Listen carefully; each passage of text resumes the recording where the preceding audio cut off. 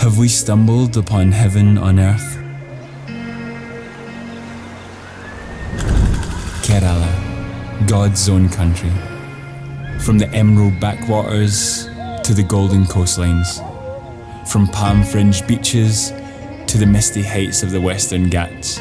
Kerala is a land of breathtaking contrasts. For the past 6 weeks, we've wandered through its landscapes, soaking in the serenity, the beauty, and the quiet magic of India's lush southern edge. Good morning. Good morning. We're going for a little boat ride. Yeah, the resort have organised this, and everyone's looking beautiful. Everyone's out in the nice clothes, so let's go. I hope I'm not rowing today. I'm ready for it. We are getting ready to go. It's a big ass boat. Everyone's in here. Anyone else want to join? We're now on Vemra Lake, which seems to be the biggest lake in Kerala and the second biggest lake in India. It's very beautiful to see this for sunrise. I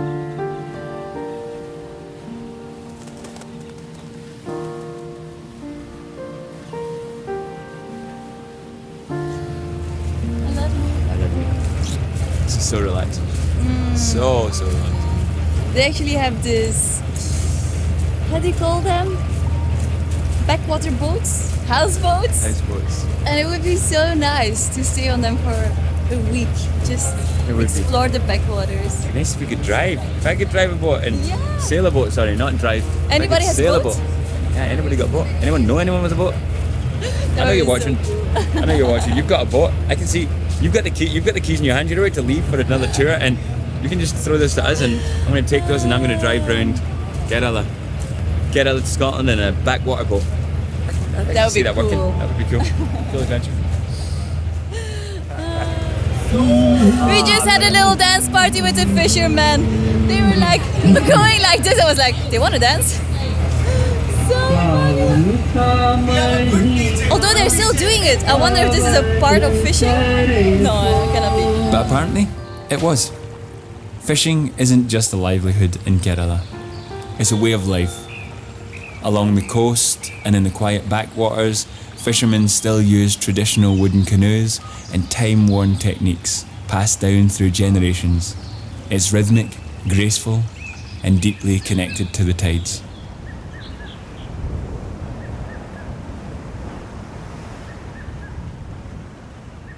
Kerala has a way of drawing out your wild side.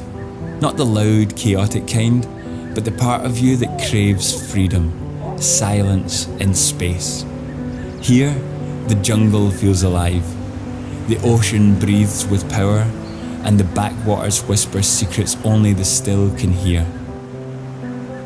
There's a rhythm to life that's slower, deeper, one that invites you to shed the layers, connect with nature, and remember how it feels to just be.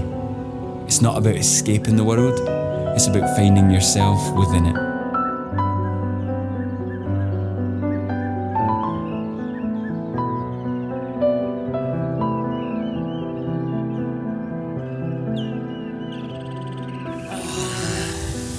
We just finished some yoga and this has been the perfect place. Like, wow, no distractions. Yeah, yoga by the ocean. I hope it's not too loud, but the waves are crashing in the background, and this is just paradise. Absolute paradise. We've really loved the response of the people from Kerala. Since we've started posting some content from Kerala, we've heard so much. Like, people are so happy that we're here. We feel so accepted and so welcome here. But people have been speaking about the literacy rate here, gender equality, healthcare, and I think it's so inspiring that, you know, all of this is held in such high regard here in Kerala. I think that it's such an important thing, and it's so beautiful that it's so prevalent here, and also that the religions here coincide so beautifully. You'll find mosques next to temples, next to churches, and it feels like everyone's happy. Last time we were in Kerala was during monsoon, and this is such a magical time to be here. I remember monsoon and Ayurveda goes also very much hand in hand, because you're having your massage whilst outside it's raining, and wow. Actually, last night there was another huge storm. It's so common that in the evenings you get like torrential rain, and thunderstorms, and it is so freaking magical to just see the sky lighting up and the thunderous booms, which Silka, every single time, she pokes her Get pants. little shocks. Yeah. Talking about Ayurveda, we spent the last few weeks in Ayurvedic centers, and this is something you don't find anywhere in the world.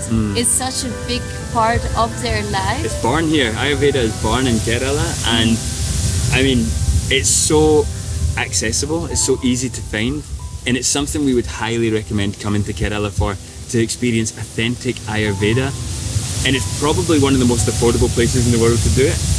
They say Ayurveda heals the body, or at least it acts like a reset. So you don't really need an illness to be able to do Ayurveda. Yeah, they say to come and do it once every so often just to keep your body young, and I'm not gonna lie, my body's feeling young.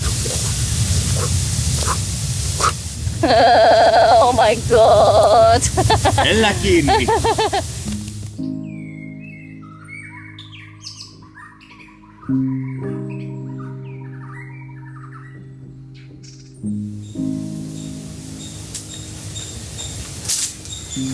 Kerala is so peaceful, it's just paradise. All you can hear are the birds in the trees. It's amazing. So relaxing. Breathe it all in, baby. Take it all in.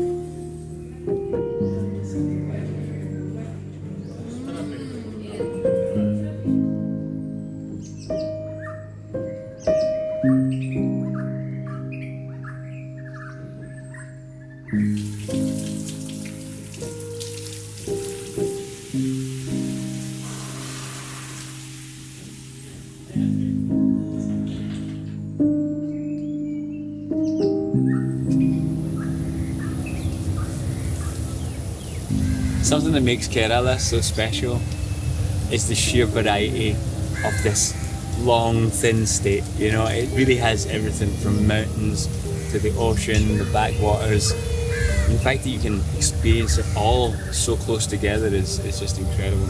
And funnily enough, Scotland is also sometimes referred to as God's own country, which is, it's kind of the tagline for Kerala. It really is. I didn't know that. You didn't know that? No. Oh, learn something new every day. I agree though. If you haven't been to Scotland yet, no, this is about Kerala. If you haven't been to Kerala yet, go visit Kerala. But anybody from Kerala watching this, if you love your home, you'd love Scotland as well, just bring a jacket. And anybody from Scotland want to come to Kerala, it's like home away from home, but just forget your jackets. And the wildlife here is amazing. My wife is wildlife. Hey! I'm gonna call it a wild wife. Oh guys, the wild wife is here.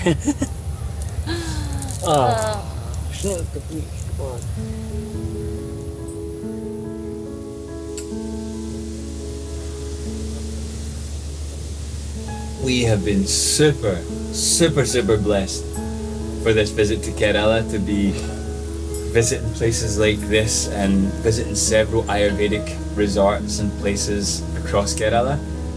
But I think one thing we're really looking forward to is coming back with no plans, because you guys who are watching this have been incredible. We have received endless recommendations, and some places keep coming up again. Some places like Munnar that we've visited before, and then some places like Palakkad, which we haven't had a chance to visit yet. We have just been so overwhelmed by all the recommendations, and please keep them coming, because the next time we come back to Kerala, which is hopefully going to be soon, we want to try and tick off all of the places on that list. Yeah, I guess if you know us, you know we like the local adventures, staying with locals and spending time with locals. That's how we get to know the culture the best. So. And this has been something different this time in resorts and stuff, but I mean, it's beautiful, but we are ready to get out and adventure and meet some locals again. And if you saw our Art of Slowing Down video from Kerala, that was a good introduction to what it is that we're doing here. And Kerala just does that. It inspires you to slow down. It forces you to slow down. It just feels like a different pace of life here.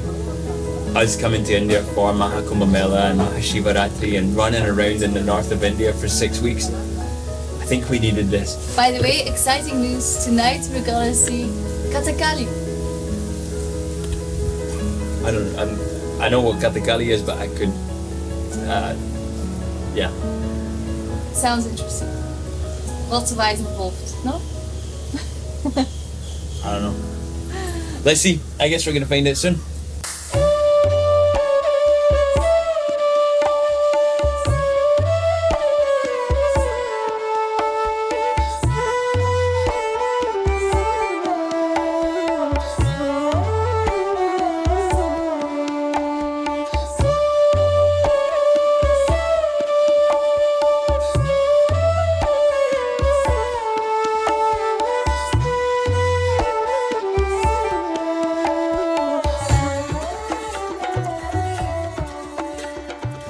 So, had we stumbled upon heaven on earth?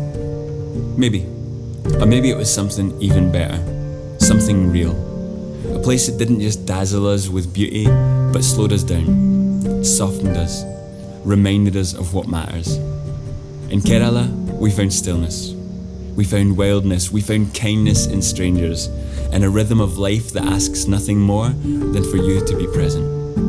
And as we leave, it's not just the landscapes we'll remember, but the feeling of being completely, peacefully alive.